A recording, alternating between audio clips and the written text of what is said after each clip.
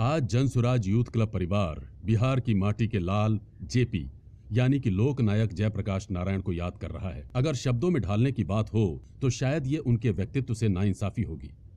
JP आखिर क्या थे, कौन थे? आधुनिक भारत के इतिहास में जयप्रकाश नारायण का अनूठा स्थान है। आजादी के पहले और उसके बाद भी उन्हें देश के 3 महत्वपूर्ण आंदोलनों में सक्रिय रूप से भाग लेने का गौरव प्राप्त है। ब्रिटिश औपनिवेशिक शासकों के खिलाफ भारत छोड़ो आंदोलन के दौरान जान जोखिम में डालकर लड़ाई लड़ी।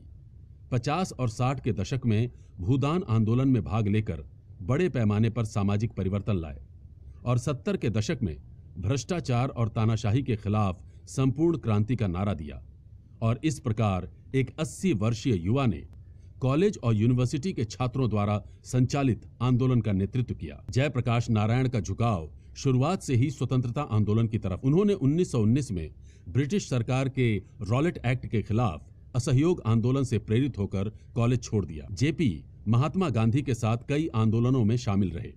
इसके बाद अपनी पत्नी को 20 साल की उम्र में साबरमती आश्रम छोड़कर अमेरिका पढ़ने चले गए।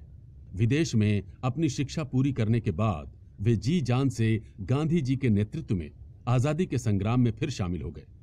स्वतंत्रता आंदोलन के बारे में आवश्यक जानकारी प्राप्त करने के लिए ब्रिटिश अधिकारियों ने उन पर बहुत जुल्म किए, लेकिन अंग्रेजों के हाथ असफलता ही लगी। गोरे जेपी जी से इतना डरते थे कि कई सालों तक उन्हें जेल में बंद रखा। जब गांधी जी ने जोर देकर कहा कि वे लोहिया और जयप्रकाश की बिना शर्त रिहाई के बाद ही ब्रिटिश शासकों के साथ बातचीत शुरू करेंगे, तो उन्हें अप्रैल 1946 में रिहा कर दिया गया। लोकनायक जयप्रकाश नारायण के बलिदान, साहस और राष्ट्र निर्माण में उनके विशिष्ट योगदान को जनसुराज परिवार नमन करता है।